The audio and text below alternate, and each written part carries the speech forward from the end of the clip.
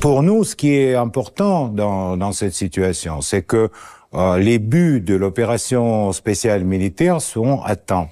C'est pas que la Russie veut manger un morceau de la territoire ukrainienne. On veut pas avoir l'Ukraine pro-nazie et on ne va pas avoir l'Ukraine militarisée avec les bases de l'OTAN sur son territoire.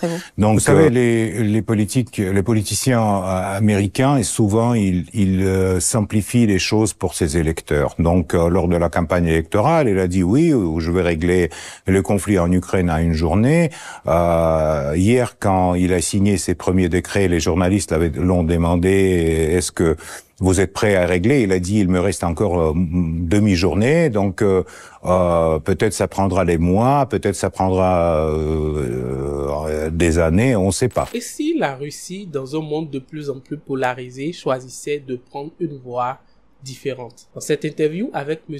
Tolstoï, vice-président de la Douma, nous voyons comment la Russie navigue entre les sanctions occidentales, la situation en Ukraine et les relations de plus en plus tendues avec l'Occident. Monsieur Tolstoï nous explique ici aussi pourquoi la Russie cherche à renforcer ses liens avec les pays émergents, en particulier en Afrique et dans le cadre des BRICS. Une analyse brutale mais fascinante de la politique russe à ne pas manquer. Restez avec nous jusqu'à la fin de la vidéo, surtout pour qu'ensemble on puisse tirer des conclusions sur tout ça. Et surtout, n'oubliez pas de vous abonner à la chaîne pour être toujours à jour donc sur les vidéos qui traitent des grands enjeux du monde. Bonjour et bienvenue dans la grande interview. Nous nous trouvons dans les murs de la Douma, la chambre basse du Parlement russe, pour nous entretenir avec son vice-président, Piotr Tolstoï. Monsieur Tolstoï, bonjour. Bonjour. Merci beaucoup d'avoir accepté notre invitation. Donc, nous enregistrons notre interview peu après l'investiture de Donald Trump et les réunions à la Maison-Blanche. Et je me sens obligée de commencer par la question de savoir ce que nous, la Russie et peut-être le monde entier, nous pouvons attendre du nouveau mandat de Donald Trump. D'abord, Monsieur Trump a été élu avec une majorité de voix des Américains qui voulaient changer l'état de choses actuel. Et il a déjà signé quelques documents plutôt encourageants, notamment sur le deux sexes, masculin et féminin, qui reconnaît maintenant officiellement les États-Unis. Il a donné beaucoup de promesses. On verra bien si ça va être réalisé. Mais pour nous, ça change pas grand-chose parce que Monsieur Trump travaille aux intérêts des États-Unis. La Russie a ses propres intérêts qui sont différents des intérêts des États-Unis. Il veut faire l'Amérique d'après son slogan Make America Great Again. Son partenaire, Monsieur Musk, veut transparaît ce slogan en Europe, donc Make Europe Great Again. Nous, on pense à faire la Russie de nouveau la grande, donc Make Russia Great Again. Et c'est pour ça qu'on a des intérêts différents. Monsieur Trump, il a la logique d'un businessman, donc la logique de ce qu'on appelle en anglais le deal, utilise tout le poids militaire, économique, politique des États-Unis pour attraper les deals dans tous les sens, notamment dans la géopolitique. Je ne sais pas si ça va marcher partout. Peut-être avec Canada ou avec Groenland, ça peut aller, mais avec la Russie, ça va pas marcher. Il faut, pour avoir un accord, il faut penser des questions de sécurité. C'est ce qu'a dit président Poutine, c'est que on a une sécurité unie pour tous et pas une sécurité pour une partie et insécurité pour une autre. Donc, on verra bien qu'est-ce que ça va donner. On attend les entretiens entre les deux présidents de superpuissance, mais à mon avis, il faut pas avoir l'illusion, et donc il faut toujours penser aux intérêts de notre pays et pas des intérêts des États-Unis. Voilà, donc en 2016, après la première victoire de Donald Trump, cette nouvelle a provoqué des applaudissements à la Douma. En 2024, ce n'était plus le cas. Pourquoi nous avons perdu cet enthousiasme? Nous sommes devenus plus réalistes? À mon avis, on est devenu plus réaliste et les applaudissements, c'était après une intervention d'un député qui a dit je vous félicite et donc les députés l'ont soutenu par les applaudissements, mais à mon avis, c'était une réaction un peu spontanée, pas quelque chose qui a été calculé. On n'a pas d'illusion sur la politique des États-Unis, sur les intérêts des élites des États-Unis et sur la future politique de Trump. Mais on peut trouver, d'abord on peut renouveler le dialogue, parce que quand même l'absence de dialogue entre les deux superpuissances mondiales, c'est quelque chose qui fragilise le monde. Et donc on peut renouveler le dialogue, et dans ce dialogue on peut trouver des compromis, mais pas avec les méthodes de pression qui souvent utilisent M. Trump dans les négociations avec des autres pays. Trump et l'Ukraine. Donc, lors de sa campagne présidentielle, il a beaucoup parlé que je vais régler le conflit ukrainien en 24 heures. Ça fait déjà 24 heures presque qu'il est à la Maison-Blanche. C'était juste un slogan ou il est vraiment capable de mettre fin à ce conflit, d'après vous? Vous savez, les politiciens américains, et souvent, ils simplifient les choses pour ses électeurs. Donc, lors de la campagne électorale, il a dit oui, je vais régler le conflit en Ukraine à une journée. Hier, quand il a signé ses premiers décrets, les journalistes l'ont demandé, est-ce que vous êtes prêt à régler? Il a dit, il me reste encore demi-journée, donc peut-être ça prendra des mois, peut-être ça prendra des années, on ne sait pas. Pour nous, ce qui est important dans cette situation, c'est que les buts de l'opération spéciale militaire sont atteints. C'est pas que la Russie veut manger un morceau de la territoire ukrainienne. On veut pas avoir l'Ukraine pro-nazie et on ne va pas avoir l'Ukraine militarisée avec les bases de l'OTAN sur son territoire. Donc, si ces choses-là, on peut régler, on peut discuter, à mon avis, c'est possible de petit à petit trouver un compromis. Joe Biden, il a passé à la Maison-Blanche 4 ans en parlant de son bilan. C'était une défaite ou il y avait quand même des moments positifs? Qu'est-ce qu'on peut dire?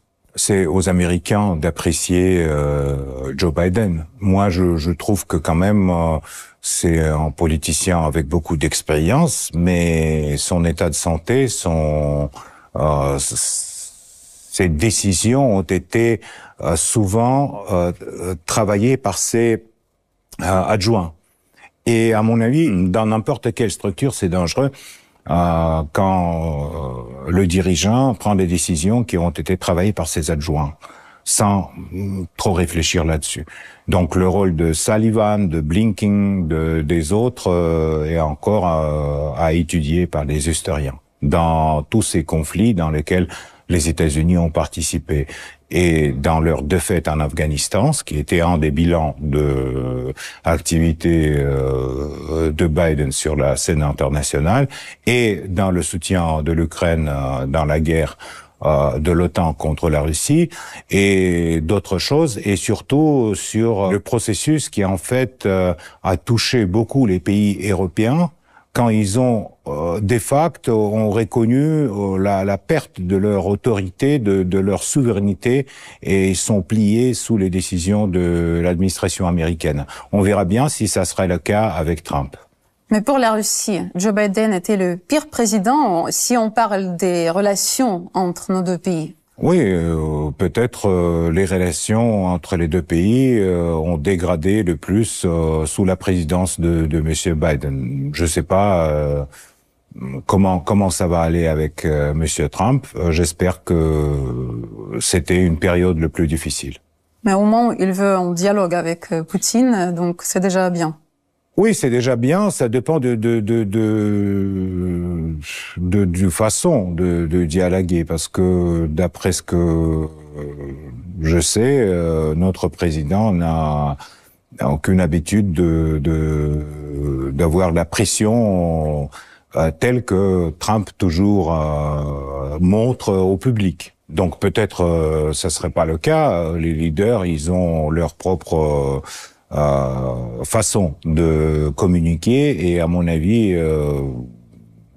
le dialogue c'est bien. De toutes les façons, avoir un dialogue direct entre les leaders des pays c'est bien. Et pour les États-Unis et pour la Russie. Et mauvais pour l'Europe.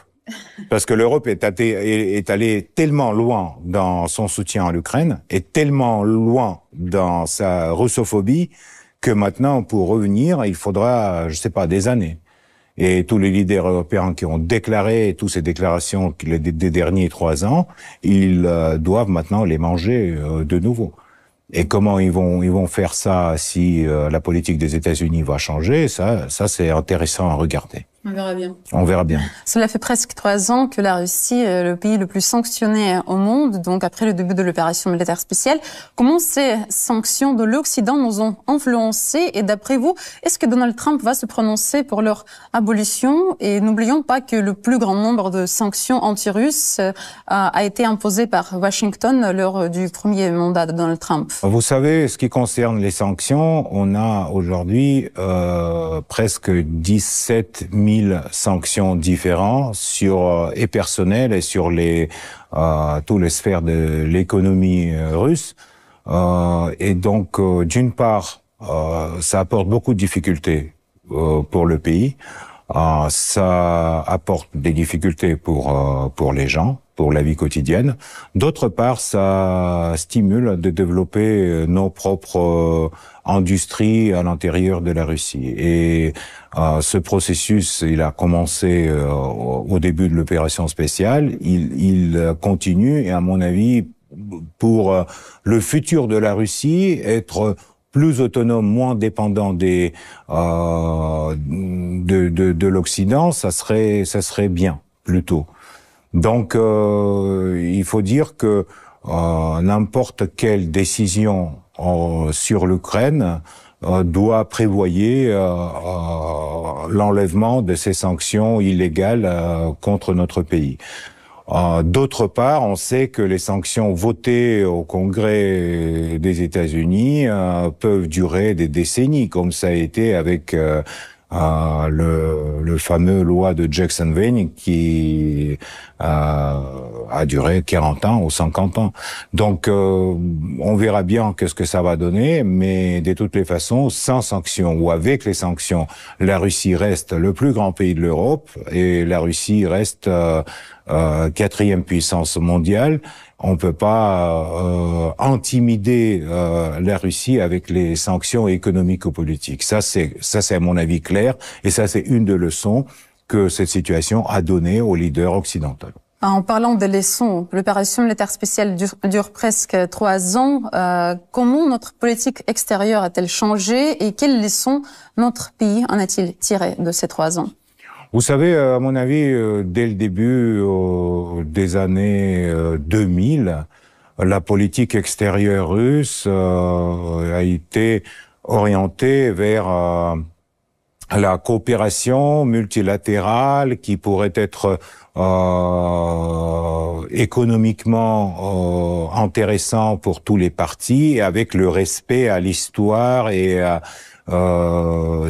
spécialité de tel et tel pays. Donc on n'était pas concentré que sur l'Europe ou que sur les États-Unis. Et avec les sanctions et avec la confrontation avec l'Occident, on a eu plus de temps et plus de possibilités de développer la coopération avec la Chine, avec l'Inde, avec des pays de l'Afrique, etc. Donc j'espère que ça va diversifier, si vous voulez, notre politique extérieure à long terme. Parce que, par exemple, le travail de BRICS, qui aujourd'hui rejoint encore une vingtaine de pays, ça donne la base pour la coopération économique intéressante pour tous ces pays, sans donner des leçons les uns à l'autre, mais en développant le dialogue respectif pour tous. Voilà, vous avez mentionné les BRICS. La Russie également développe sa coopération avec l'Inde, la Chine et d'autres grands pays du Sud. Comment est-ce que ça peut influencer la politique mondiale, notre coopération? Vous savez, la politique mondiale, c'est difficile de dire parce que on voit que les marchés européens ont été beaucoup affaiblis par la rupture de la coopération avec la Russie. On voit la hausse de prix de l'énergie partout et la hausse de taux de chômage, etc. Donc, les conséquences pour l'Europe de cette rupture sont assez sensibles et assez aujourd'hui évidentes. Ce qui concerne le développement de nos relations avec le Sud, avec les pays de l'Afrique par exemple, à mon avis, on a ici le grand champ pour travailler parce que vraiment il y a des projets très très intéressants. Avec la Chine notamment, et donc on verra bien qu'est-ce que ça va donner dans 10 ans. Ça, c'est pas des projets qui seront réalisés dans 1 an ou dans 2 ans, mais dans 10 ans, on verra, j'espère, l'économie russe diversifiée sur les différents marchés internationaux. Est-ce que la coopération entre la Russie, par exemple la Corée du Nord et l'Iran, voilà, le président iranien s'est récemment rendu en Russie, cela fait peur aux pays occidentaux? Et les Occidentaux ont peur toujours de ceux qui ne ressemblent pas à eux. Donc tout ce système existant en Corée du Nord qui est orienté sur l'autonomie nationale ou le système existant en Iran qui est orienté à leur leader, à des ayatollahs, tout ce qui ne ressemble pas le système soi-disant démocratique que les Européens jugent et les Américains jugent les meilleurs dans le monde, tout ça, ça leur fait peur. Ça c'est leur, si vous voulez, point faible à mon avis dans la politique internationale. Ils n'arrivent pas à avoir un dialogue normal. Regardez par exemple les efforts de Trump quand il a voulu avoir un accord, un deal avec la Corée du Nord. Ça finalement, ça n'a pas marché. Donc il faut être patient, tranquille et respecter les systèmes qui existent dans des pays différents. Et à mon avis, aujourd'hui, la Russie mène la politique comme ça. En revenant aux relations entre la Russie et l'Occident, donc ces dernières années, nos relations ont beaucoup changé. À votre avis, faut-il essayer de les rétablir ou il faut aller de l'avant pour construire des relations plus saines avec de nouveaux partenaires? Pour rétablir les relations qu'on avait avec l'Europe et les États-Unis avant l'opération spéciale en Ukraine, il faudra beaucoup de travail, beaucoup d'efforts. Et c'est pas que un effort des Russes, mais c'est aussi un effort des Américains et des Européens. Ça dépend d'eux. Et donc, s'ils sont prêts à rétablir ces relations, je trouve que dans des années, on peut le faire. Mais évidemment, ils seront plus saines parce que jusqu'à présent, ils ne comptaient pas avec des intérêts de la Russie comme le plus grand pays de l'Europe et des intérêts de notre sécurité avec l'élargissement de l'OTAN. Il y a plein de points sur lesquels les Européens et les Américains, ils ont ignoré la Russie. Aujourd'hui, ils comprennent qu'on ne peut pas ignorer la Russie, que pas tout dépend des chiffres de PNB et que l'économie de la Russie est assez stable et elle continue à grandir malgré toutes les sanctions. Donc, à mon avis, peut-être on aura la chance d'avoir les relations plus saines. C'est vrai que j'espère bien ça. Donc, c'est possible de les rétablir? C'est possible de le rétablir sur la base plus juste, plus équitable, oui. Après la grande conférence de presse que Vladimir Poutine a donnée à la fin de l'année 2024, vous avez dit la chose suivante, je vais citer, « Nous vivons une époque difficile et notre président porte un énorme fardeau étant donné l'infantilisme d'un grand nombre de dirigeants dans le monde. » De qui est-ce que vous avez parlé et en quoi consiste leur infantilisme? Regardez, par exemple, les leaders des pays de l'Europe. À mon avis, c'est des gens qui ne représentent pas telle énergie, telle personnalité qu'on a vu dans l'histoire, même dans l'histoire du XXe siècle, quand on a vu De Gaulle, quand on a vu Churchill, quand on a vu d'autres leaders, Helmut Kohl, etc. Aujourd'hui, même la dimension de la personnalité, et souvent c'est des personnages avec la sexualité perturbée, donc un peu traumatisés par leur relation avec la société, qui dirigent les pays et qui sont en tête de gouvernement, qui travaillent comme des ministres, etc. C'est une autre génération. Et à mon avis, il n'y a pas beaucoup de personnages. Vraiment des gens avec lesquels on peut avoir un dialogue franc et avoir des accords plus ou moins durables. Par exemple, le président français Emmanuel Macron, on peut dire qu'il montre pendant ces années un certain enfantilisme. Président Macron, il montre que un produit polytechnologique dans le choix entre les extrêmes droites et les socialistes un peu avec des habitudes intéressantes. Donc, il montre que ce projet peut marcher. Il montre de temps en temps qu'il veut, encore une fois, prouver à des Français que la France reste un grand pays de l'Europe. Ce qui n'est pas le cas parce que la France n'a plus la possibilité de prendre ses propres décisions aux intérêts de leur peuple, du peuple français. La France prend des décisions aux intérêts de Bruxelles et de Washington. Donc, si on veut des relations entre la Russie et la France doit doit représenter une certaine, je sais pas, indépendance de identité nationale, voilà, de quelque chose comme ça. Malheureusement, le président Macron, il veut ça, mais il n'arrive pas. Voilà, c'est ça le problème. Récemment, Emmanuel Macron a déclaré que l'Afrique a oublié de dire merci à la France alors qu'il parlait de l'intervention militaire française en Afrique contre le terrorisme depuis 2013. Donc, d'après vous, ce genre de déclaration est-il approprié de la part du président d'un pays où pour la seule année 2024, il y a eu 3 gouvernements? Mais vous savez, dire merci, à mon avis, si on te dit merci, c'est bien. Mais quand tu demandes qu'on te dit merci, c'est pas très intelligent. Donc, on peut pas demander à des pays africains d'être reconnaissants à la France parce que les Français, ils ont beaucoup pris à l'époque de colonisation de l'Afrique, ils ont beaucoup pris dans des pays africains et ils n'ont pas dit merci non plus. Voilà, donc on verra bien. On voit que Macron a totalement raté le dossier africain. Les troupes françaises ont quitté le nombre de pays africains et donc aujourd'hui ils sont orientés à des autres alliés. C'est pas le succès de Monsieur Macron, comme d'ailleurs les changements du gouvernement.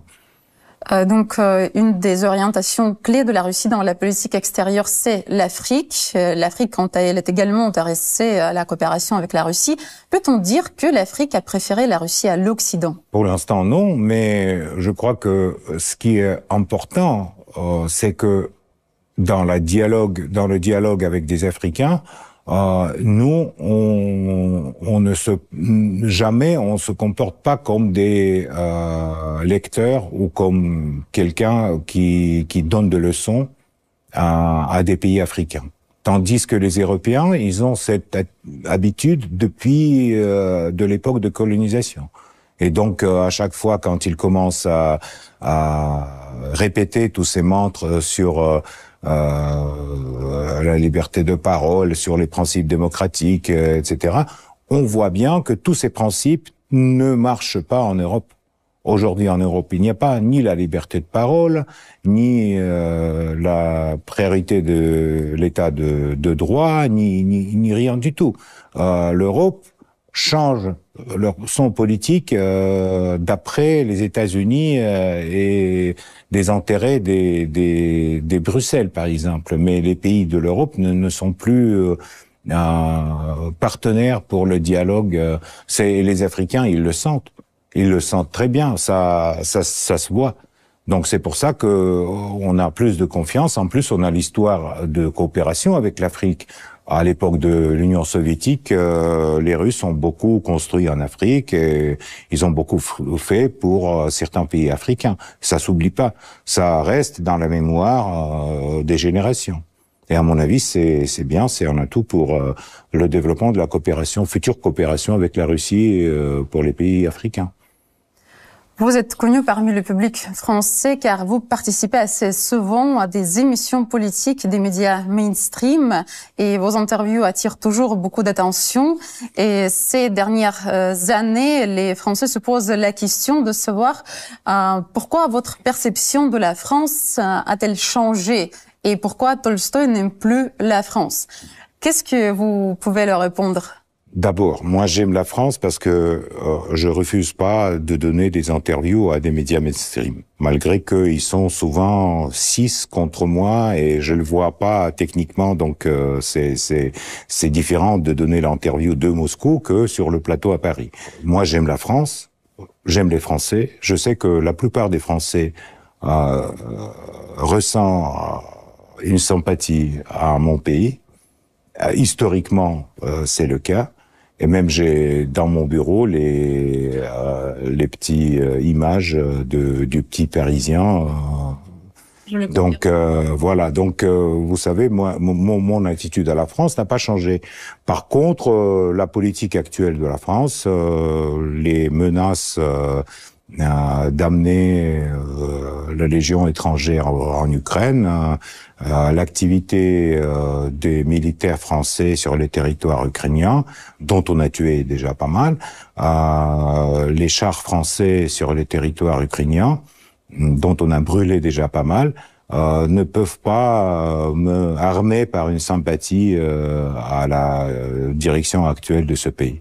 C'est pour ça que, bon, leur attitude à la Russie a changé et l'attitude des Russes par rapport à la France aussi changé. Et pour terminer, heureusement, vous acceptez assez souvent les invitations de notre chaîne RT1 français pour nous donner des interviews en français que vous maîtrisez parfaitement. Qu'est-ce que vous pourrez souhaiter à notre chaîne RT1 français et à nos spectateurs qui vous respectent beaucoup? D'abord,